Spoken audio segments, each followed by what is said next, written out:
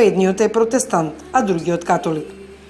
Protestants and Catholics didn't mix deliberately, unless they were rioting at the peace line or arguing on the television news, unless there were petrol bombs or politicians present. We weren't allowed to live in the same street. We weren't allowed to go to school together. We weren't allowed to get married. And we even got blown up in different pubs. And after that, we would be buried in different graveyards. My grandest family were buried in an old cemetery that was divided between the two sides. All through my life I get asked this question, where are you really from? And normally what people say, if I'm in a bar or something, they'll say, where are you from? And I'll say, Beachmount, just down there, Falls Road. And they go, no, where are you really from? And they want to hear a more interesting story. They want to hear that I am from darkest Africa, or from the Caribbean. And so this book is about identity. It's about my identity and my relationship with my white mum. Okay, it's about national identity, and it's about our relationship as Republicans with the British Army. Тони Мекули е роден во западен Белфаст. Живеел на најпознатата протестантска улица каде пукањето на бомбите и куршумите биле секојдневие. Го поканив на прошетка и разговор во ботаничката градина на Белфаст да раскаже како 12-годишното момче разнесувач на весници ги преживеало најтешките денови на судирите меѓу британската војска и Ира. The cover or not? Unfortunately, it's not me. I couldn't find any photographs of me when I was that age. But this is the sort of bag that I would have carried with the Belfast Telegraph, and that's what the newspaper looked like in the 1970s. I was on the street on Schenkel Road. It was a dangerous time. There were a lot of terrible things happening. There were bombings and shootings and riots, and I was very frightened as a child. But there were other occasions where there were things going on, such as riots and buses being hijacked and bomb scares, and I wasn't afraid because I was so used to it, and I really should have been afraid. I think I was naive and innocent. Ова приказна не запира овде. Речи си во исто време Тим Бренингам пишува за своето детство. Приказна која додека ни ја раскажуваше, останавме подзинати, полни со емоции, додека слушавме за судбината на црното момче, католик од Белфаст. I was born in Belfast.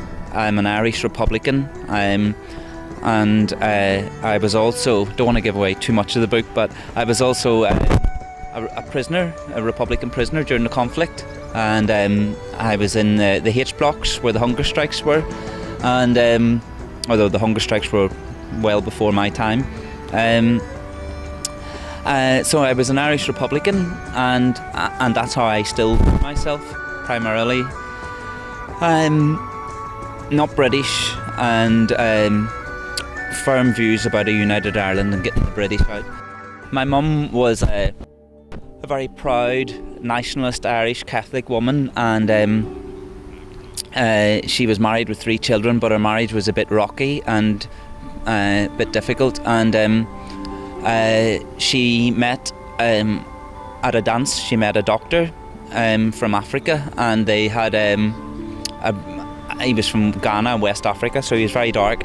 They had an affair, and she got pregnant, and in those days that would have been a big scandal in Catholic Ireland. You know, it just did not happen, and it certainly shouldn't happen to a married mother of 3 children.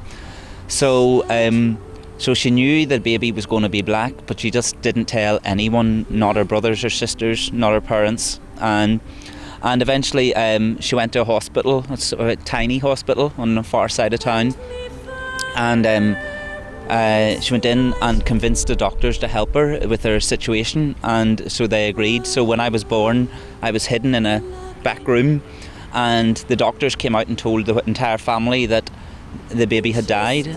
Но бебето не починало. Во договор со докторите, мајката го дава Тим во домот за деца без родители. Никој не се посомневал дека детето е живо, но многумина до денеска се сомневаат дали навистина Тим е католик, затоа што предрасудите се поголеми од вербата во оваа поделена земја. About a year later, my mum came back and pretended to adopt me, and so I grew up throughout the Troubles.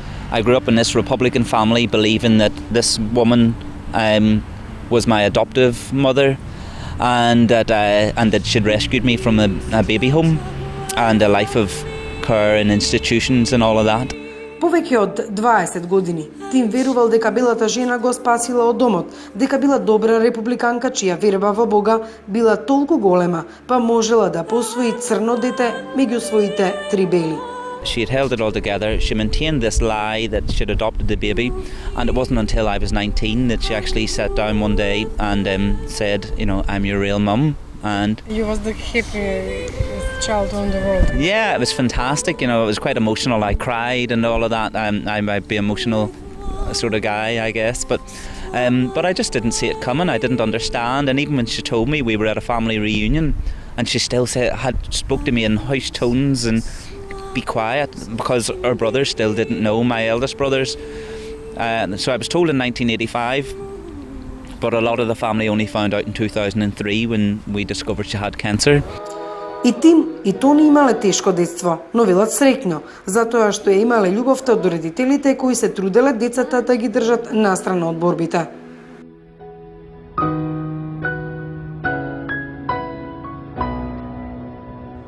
What was the inspiration to have book now in your hands?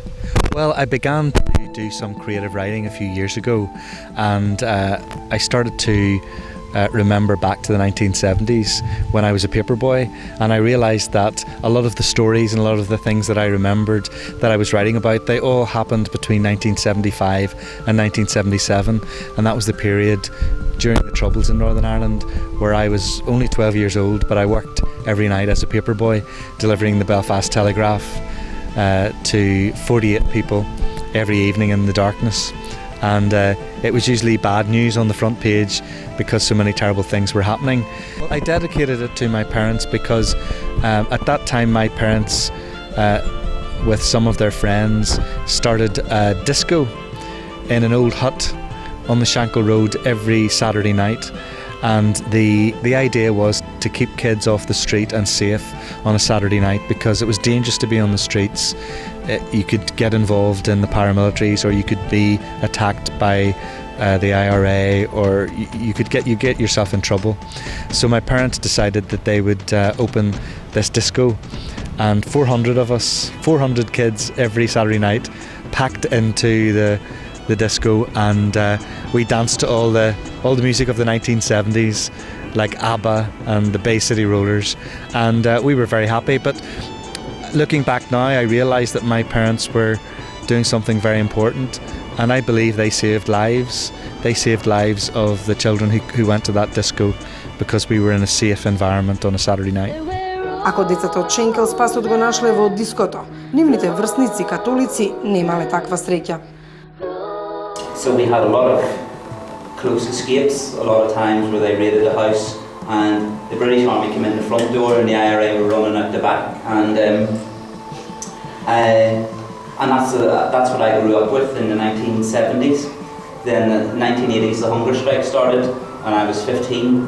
I got very political, very politicised, and joined like Sinn Féin youth, putting up posters, putting up black flags when hunger strikers died. Most of the men stayed at home. It seemed that peace was women's work. Manning vigilante barricades, hijacking buses and joining in the UDA was for my gender. Titch McCracken said you were only a real Ulster man if you were prepared to fight and die to keep Ulster British. I was prepared to defend the earth from an alien invasion, but that was as far as I was willing to go. Тони не заминал на страната на Устер, но Тим кој живеел во место каде католиците секогаш се сметале за подчинето малцинство под заштите на ИРА, сметал дека излезот е во независност. Тоа го чинело затвор. Осуден е на 7 години заради криење оружје за ИРА. Одлежал 5. Well, I would be in favour of the IRA. When I was in jail, I was in favour of the IRA calling their ceasefire. We had lots of debates among the prisoners. I think that violent politics, or political violence, I think has run its course, and the Republicans secured a lot of concessions from Britain. There's a lot more equality now, a lot less discrimination, and while we haven't got a united Ireland yet, I think that we can pursue it through peaceful means, and so I'm all in favour of the ceasefire, and I think that the future is positive. But I think at times there might be 2 steps forward, 1 step back, but eventually we're at least heading forward, and there are no bombs going off. It was the 28th of August 1976, and there had been no big stories or elections for a while, just the usual marches and murders. While the papers were usually a bit lighter in the summer, on this day there were shoulder-breaking extra pages. Al Mac, the newsagent, had arrived late with the delivery because the crowds were still causing a traffic jam on the Shankill Road. Although he was shouting and saying "fuck" even more than usual, there was no danger of Al Mac's van being hijacked today. For this was the day that the Catholic women of the Falls Road would walk across the peace line, and when the Protestant women of the Shankill Road would join them to walk together for peace. This was unheard of. I first stumbled upon the suggestion that this miracle might actually happen on a recent front page of one of my Belfast telegraphs. Блиску, но сепак далеку. Ова е најкусата дефиниција за поделеноста на Белфаст, каде и денеска децата од католичките и протестантските маала можат да се видат само на едно место, во градската болница, затоа што таму се лечат и едните и другите. Токму таму Тони за прв пат видел католик.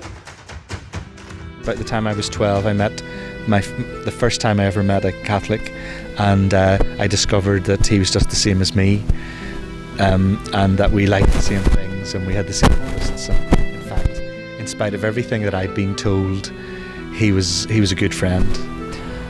So I was 16 before I actually met them, and that was when I started work left school and started work, and then I thought, oh God, they're just like us, and actually they're quite nice. I worked in a hairdresser's, and they were mostly girls, and they were pretty and all that, so it was easy, and we went out for drinks, and that was great. But it was always in the city centre, which is sort of seen as neutral, and but I didn't ever really go into their areas, and they didn't come up to my area, so we just drunk in city centre bars. And but as I've got older, I've certainly met lots of Protestants and worked with them, and I'm not particularly worried about religion. I would be more interested in politics and left and right politics, socialism and capitalism, but not religion.